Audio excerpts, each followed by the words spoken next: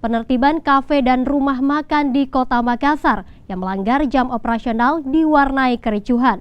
Sejumlah warga melawan dan tak terima saat akan ditertibkan. Kita lagi informasi. Iya, saya tidak usir, Koto. Saya pemilik jam 22. Bukan Bapak saya usir. Oh, jam 22 baru. Ayo masuk, dah. Balik lagi.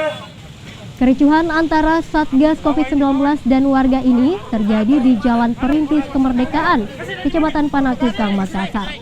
Dua warga ini tak terima ditertibkan meski telah melanggar jam operasional rumah makan dan kafe selama pandemi COVID-19. Petugas pun terpaksa mengamankan kedua orang tersebut lantaran terus melawan. Selain menemukan rumah makan dan kafe yang melanggar jam operasional, Satuan Tugas COVID-19 juga menemukan warga yang tengah minum minuman keras tradisional jenis balok di sebuah warung kopi.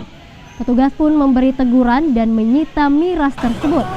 Penertiban jam operasional tempat usaha kembali dilakukan demi menekan laju COVID-19.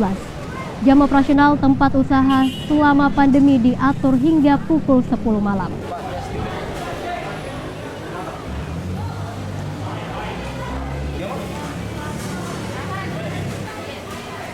Ada beberapa tempat yang memang sudah berulang kali kita lakukan razia, tapi tetap saja melanggar protokol kesehatan dalam arti jam operasional dan tata letak kursi. Sebagaimana yang diatur dalam surat edaran Wali Kota, PPKM ya, pembatasan kegiatan operasional masyarakat yang skala mikro. Nah, ada beberapa juga yang masih tetap tidak mengindahkan peraturan tersebut. Di antaranya ada warkop yang kami temukan juga sudah lewat jam operasional, kemudian hampir semua karyawannya tidak pakai masker, bahkan disinyalir ditemukan menjual bukan menjual ya, pengunjungnya itu minum minuman keras jenis ballo. Ini kan juga kita heran kok di warkop ada ballo. Nah, ini perlu kita panggil pemilik usaha tersebut kan.